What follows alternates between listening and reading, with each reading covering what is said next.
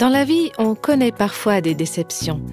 Mais est-ce que c'est forcément parce qu'on a fait quelque chose de faux ou de mal? On va voir aujourd'hui que même les personnes qui cheminent avec Dieu doivent faire face à la déception. Vous pouvez marcher avec Dieu et vivre dans l'obéissance, et pourtant, ça ne vous empêchera pas de connaître la déception et l'insatisfaction. Bienvenue à l'écoute de Réveille nos cœurs.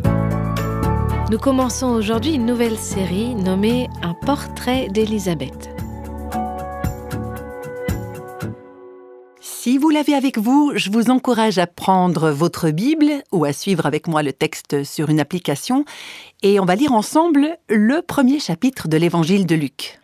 Je vous encourage toujours à suivre avec moi quand on lit les Écritures, pour autant que vous ne soyez pas au volant de votre voiture. Je vous y encourage parce que c'est la parole inspirée par Dieu. C'est la parole de Dieu qui nous parle, qui nous change et qui nous transforme.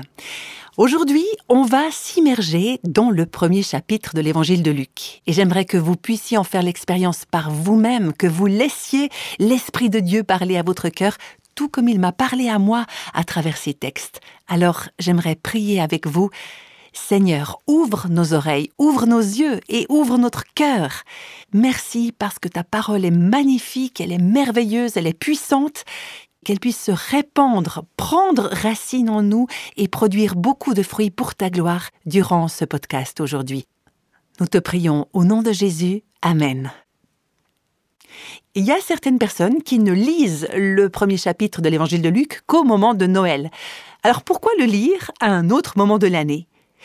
Tout simplement parce que c'est un passage clé. Il représente en effet la transition entre l'époque de l'Ancien Testament et celle du Nouveau Testament, c'est-à-dire l'émergence de l'Alliance de la grâce. Il montre la lumière de la bonne nouvelle de l'Évangile qui se lève sur un monde qui est en ruine. Il y a une femme qui joue un rôle important dans cette histoire et on va justement parler d'elle dans les 4 épisodes de cette série de podcasts. Alors je suis sûre que vous pensez qu'il s'agit de Marie, la mère de Jésus. Après tout, c'est le personnage principal de cette histoire, n'est-ce pas ? Mais j'aimerais vous parler d'une personne moins connue qui s'appelle Élisabeth. On trouve son histoire dans ce premier chapitre de Luc.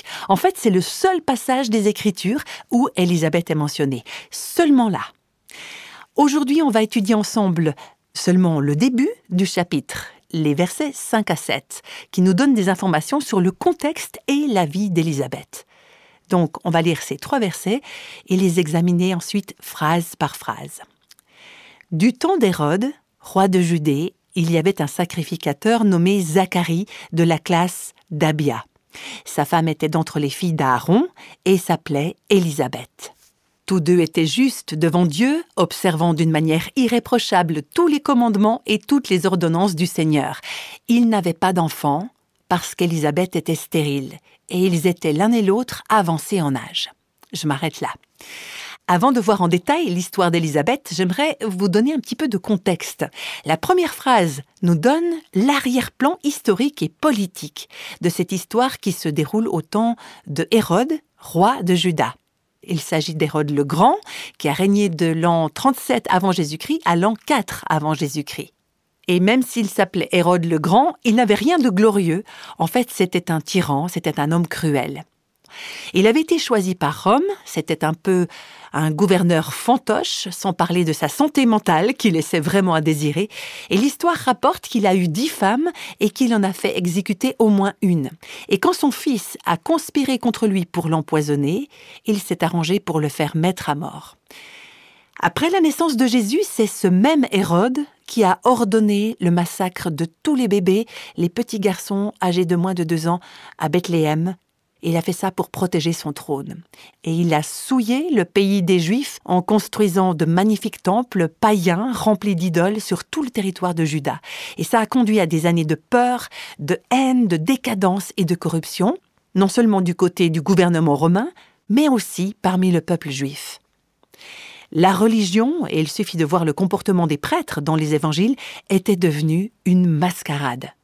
Un grand nombre de prêtres juifs étaient eux-mêmes corrompus, ils étaient contrôlés et manipulés par Rome. On pourrait dire que les ténèbres régnaient depuis longtemps dans le monde et surtout pour le peuple de Dieu. Mais l'Éternel s'apprête à faire resplendir sa lumière dans le monde, la lumière de Christ, la lumière de l'Évangile. C'est pour un temps comme celui-ci que Dieu a suscité des serviteurs particuliers et Élisabeth en faisait partie. Au verset 5, on a quelques informations sur sa vie et sur sa famille. Du temps d'Hérode, roi de Judée, il y avait un sacrificateur nommé Zacharie, de la classe d'Abia. Sa femme était d'entre les filles d'Aaron et s'appelait Élisabeth. Vous vous souvenez peut-être que Aaron, c'était le premier souverain sacrificateur du peuple d'Israël. Et la femme de Zacharie s'appelait Élisabeth.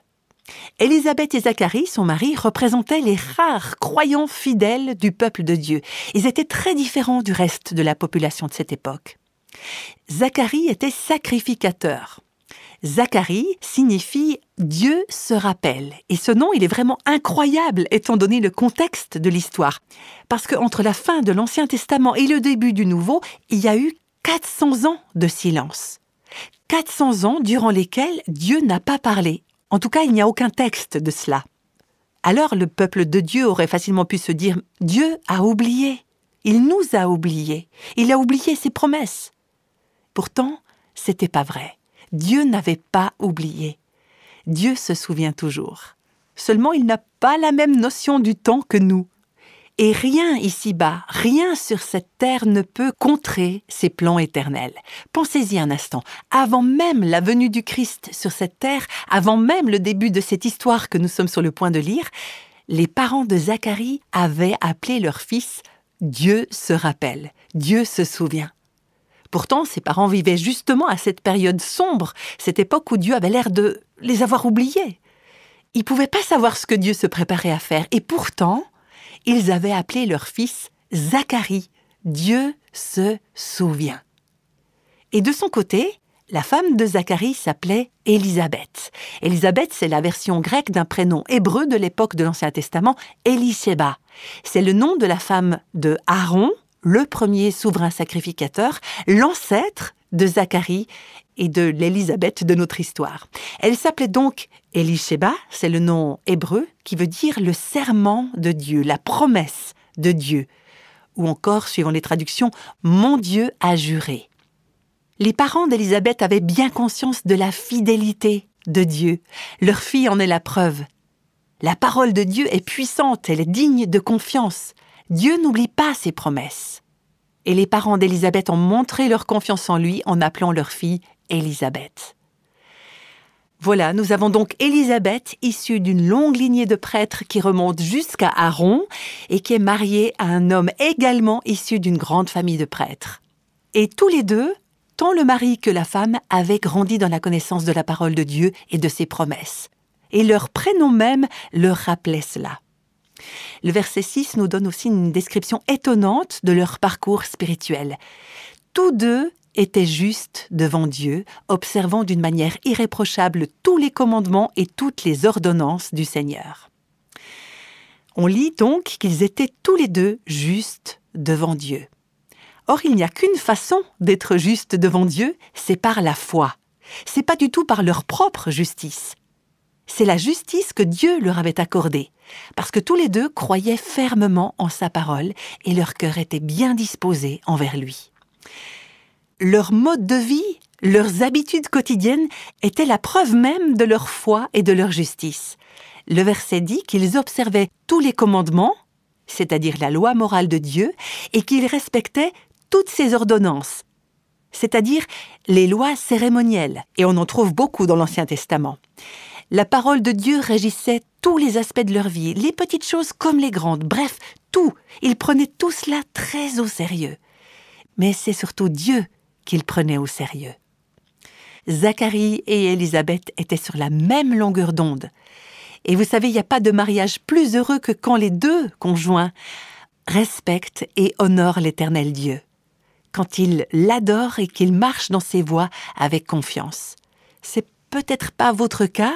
Si vous êtes marié, il se peut que votre mari, ou si vous êtes un homme, votre femme, ne partage pas ces valeurs. Ça ne veut pas dire que vous êtes contraint de les abandonner, vous pouvez très bien marcher seul dans les voies de Dieu. Mais c'est tellement bon quand le mari et la femme sont sur la même longueur d'onde. Zacharie et Élisabeth étaient tous les deux justes devant Dieu. Et moi, ça me plaît beaucoup que Zacharie ne soit pas le seul à être décrit de cette manière-là, mais que ce soit aussi le cas d'Élisabeth. Elle avait sa propre relation avec Dieu. Elle ne se contentait pas de suivre son mari. Elle ne se reposait pas sur sa spiritualité à lui. Après tout, c'est lui le prêtre, c'est lui qui est le responsable spirituel ici. Moi, je vais juste vivre ma vie comme je le veux. Non, elle aussi, elle était juste et elle marchait fidèlement dans tous les commandements du Seigneur. Pour ce couple, le service pour Dieu, le ministère, c'était pas simplement un travail, c'était un véritable mode de vie. Ils étaient intègres et ils vivaient concrètement selon les valeurs qui leur étaient chères. Et du fait de leur obéissance, Élisabeth et son mari se trouvaient donc dans une position qu'on pourrait qualifier de propice à recevoir la bénédiction divine. Pourtant, quand on arrive au verset 7, on remarque que la justice d'Élisabeth, son obéissance et sa fidélité ne lui ont pas épargné les déceptions, les problèmes et les blessures. Sa vie n'était pas un petit cocon où tout allait bien et où les blessures n'existaient pas. On peut voir que ce couple avait des désirs qui n'avaient pas été comblés. Il y avait un « mais ». Ils étaient justes, ils étaient issus d'une longue lignée de prêtres, ils marchaient fidèlement dans tous les commandements et dans toutes les ordonnances du Seigneur, mais ils n'avaient pas d'enfants parce qu'Élisabeth était stérile et ils étaient l'un et l'autre avancés en âge. C'est ce qu'on lit au verset 7.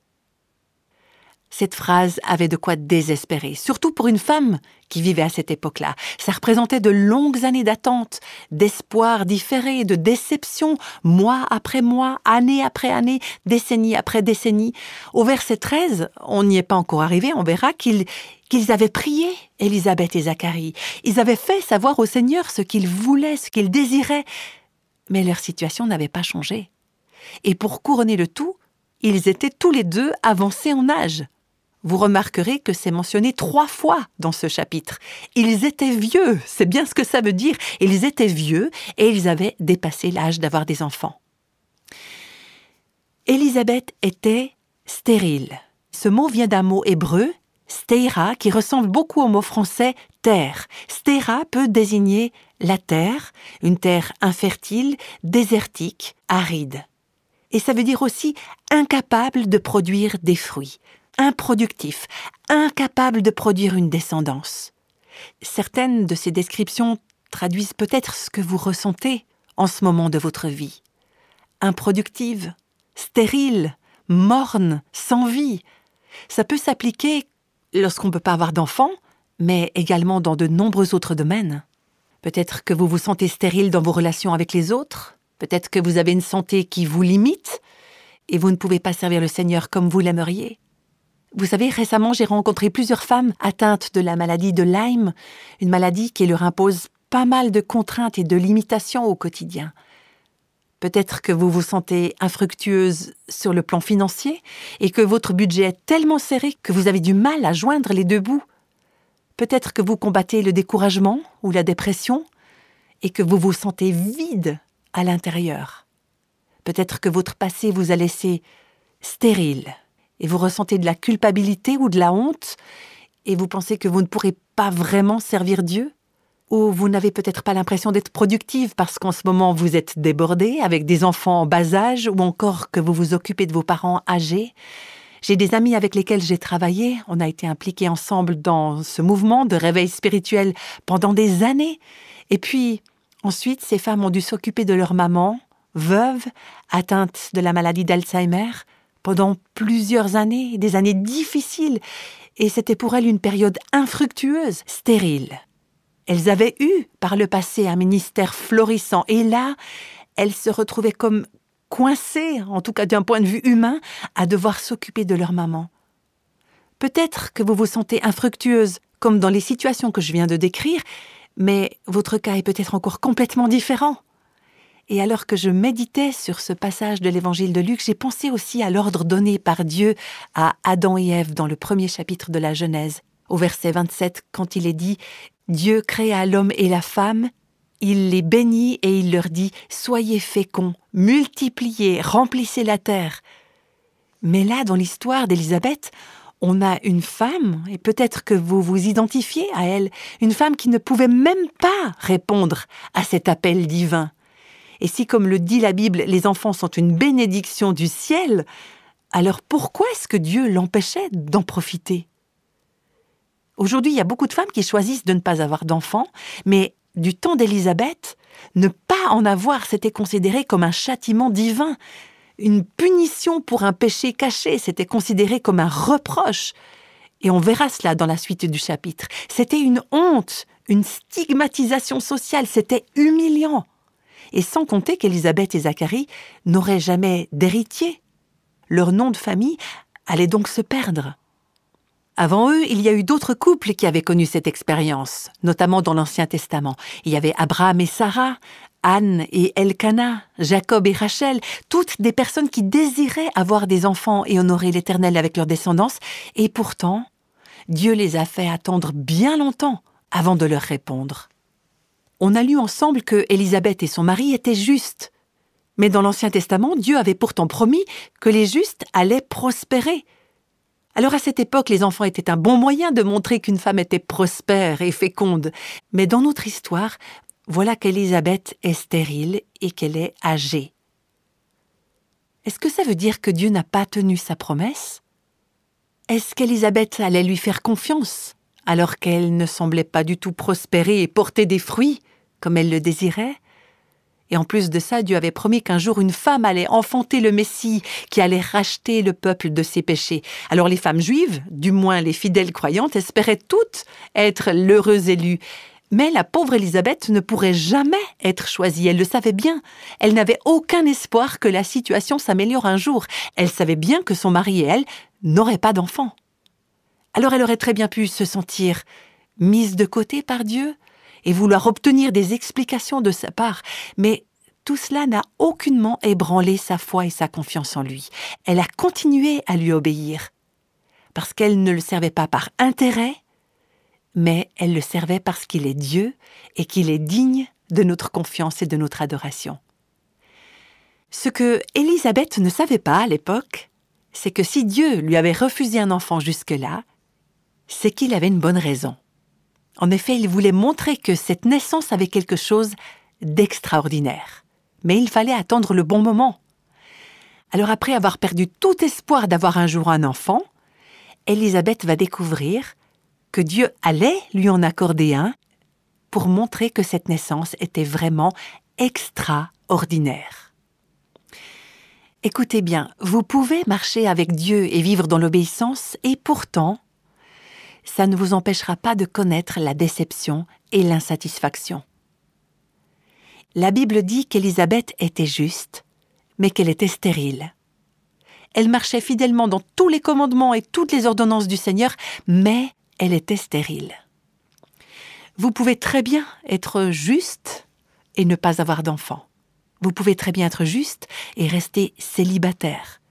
Vous pouvez très bien être juste devant Dieu et perdre votre emploi. Vous pouvez très bien être juste devant Dieu et avoir une maladie incurable. Vous pouvez très bien être juste devant Dieu, obéir à ses ordonnances et avoir un fils ou une fille ou l'un ou l'autre de vos petits-enfants qui est loin de Dieu.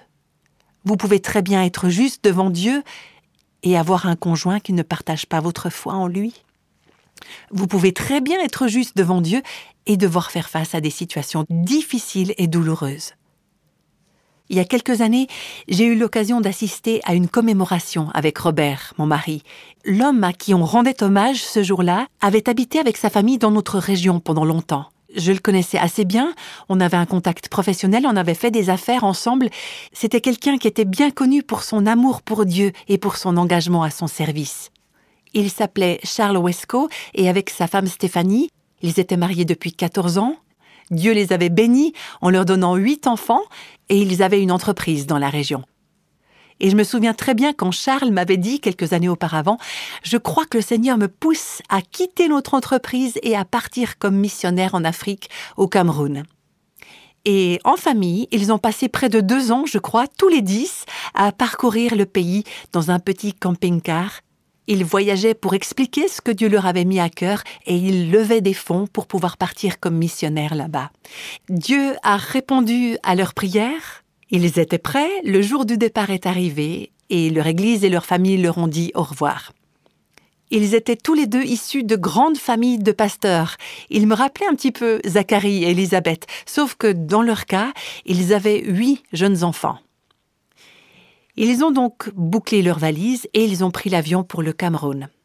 Et à peine 12 jours après leur arrivée, Charles s'est fait tuer dans un échange de tirs entre la police et les forces rebelles des insurgés. Pour autant que je sache, il n'était pas directement visé par l'attaque. Ce jour-là, il était accompagné de sa femme et d'un de leurs enfants qui se trouvaient aussi dans la voiture. Et ce n'est que le lendemain que Stéphanie a pu quitter ce lieu et aller prévenir les 7 autres enfants de ce qui était arrivé. Ensuite, elle et sa famille ont eu seulement 3 heures pour faire leurs valises avant de quitter le pays et de rentrer aux États-Unis. Tout cela, seulement 12 jours après leur arrivée au Cameroun, où ils pensaient passer le reste de leur vie. Alors, nous avons donc participé à cette cérémonie de commémoration. Leur église n'était pas assez grande pour cet événement parce qu'il y avait des centaines et des centaines de personnes qui voulaient venir lui rendre hommage. Donc ils ont dû choisir une église plus grande et lors de cette cérémonie, toute la famille a honoré le Christ. Même Stéphanie, cette jeune veuve trentenaire avec 8 enfants. Et dans les messages qu'elle a postés sur les réseaux sociaux, c'est incroyable comme Stéphanie a pu rendre gloire à Dieu malgré ces terribles circonstances. Et lors de la cérémonie, elle n'a pas souhaité prendre la parole. C'est un des officiants qui a lu le texte qu'elle avait préparé. Et je suis retournée voir la vidéo de la cérémonie pour transcrire le texte, parce que j'avais envie de le partager avec vous aujourd'hui. Stéphanie a commencé en citant les paroles d'un cantique que vous connaissez peut-être. « Mon Sauveur me conduit sur le chemin. De quoi pourrais-je avoir besoin? Pourrais-je douter de sa sollicitude, lui qui toute ma vie a été mon guide? Ô paix éternelle, ô réconfort divin, mes soupirs ne sont jamais vains. Peu importe ce qui m'arrivera, Jésus, sous son aile, me prendra. » Et ensuite, Stéphanie a écrit « Je suis tellement reconnaissante pour les 14 ans de mariage que le Seigneur m'a donnés avec Charles. Je garderai toujours au fond de mon cœur les précieux souvenirs de quand on servait le Seigneur ensemble, quand on élevait nos enfants, quand on priait et qu'on s'aimait tendrement. Charles aimait ses enfants, il m'aimait aussi, mais le Seigneur avait la première place dans son cœur. Ces 12 jours que le Seigneur nous a donnés au Cameroun resteront dans le cœur de toute la famille. L'amour qu'il nous a donné pour les Camerounais reste inchangé. On a été obligés de partir, mais ça nous a brisé le cœur. Par la grâce divine, parce que Dieu vit en nous, mais surtout par sa force, notre famille continuera de servir le Dieu que notre mari et père aimait de tout son cœur. Et nous désirons que Jésus-Christ soit élevé et glorifié aujourd'hui et pour toujours. Que Jésus, l'agneau qui a été immolé, reçoive la récompense de ses souffrances. Cette perspective sur ces événements est formidable, elle est incroyable. Alors même si Zacharie et Élisabeth n'avaient pas obtenu le désir de leur cœur, même s'ils n'avaient pas reçu de réponse à leurs prières, ils avaient confiance en Dieu. Ils avaient confiance en son plan éternel établi depuis la fondation du monde, un plan qui est bon. Même quand les souffrances de la vie et la honte de la stérilité les frappaient, ils voulaient rester justes, irréprochables et fidèles, et ils continuaient à servir Dieu, même si leur désir n'était pas exaucé. On ne peut jamais savoir ce que Dieu souhaite faire avec nous aujourd'hui, où il veut nous conduire, ni comment il aimerait nous guider. On ne peut pas anticiper comment il va répondre à nos besoins, ou s'il va résoudre nos problèmes, du moins de notre vivant. La question à se poser, c'est: est-ce qu'on va être des personnes obéissantes? Est-ce qu'on va marcher dans les voies de Dieu, même si la vie ne se déroule pas comme prévu? Même quand nos plans sont contrariés? Est-ce qu'on va continuer à le servir? Même si on ne peut pas voir le moindre signe d'une réponse à nos espoirs les plus chers. J'aimerais qu'on prie ensemble maintenant. Dieu éternel, j'aimerais reconnaître que tu es digne de notre confiance. Nous voulons marcher dans tes voies et dans ta justice. On veut obéir à tes commandements même quand on traverse des lieux arides, quand il semble qu'on n'a aucune réponse à nos espoirs, à nos désirs. Nous te faisons confiance parce que nous savons que tu es Dieu et nous voulons continuer à t'adorer malgré les circonstances, quelles que soient nos situations. Nous te prions au nom de Jésus. Amen. Vous venez d'écouter le premier podcast de la série « Un portrait d'Élisabeth ». Si vous désirez lire toute l'histoire de cette femme de la Bible, vous la trouverez dans le premier chapitre de l'Évangile de Luc. C'est très facile de perdre espoir quand on ne trouve pas de réponse à nos questions ou quand nos rêves sont balayés comme d'un revers de la main. La prochaine fois, nous verrons que dans ces situations, c'est important d'avoir une vue d'ensemble. On se retrouve donc bientôt pour un nouvel épisode et merci de nous avoir écoutés.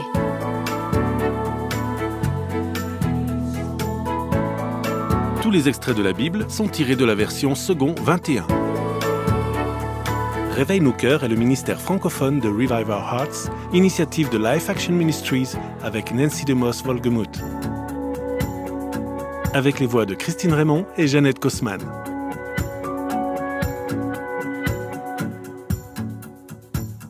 Quelle que soit la saison de votre vie, Réveille nos cœurs vous encourage à trouver la liberté, la plénitude et à porter du fruit en Christ.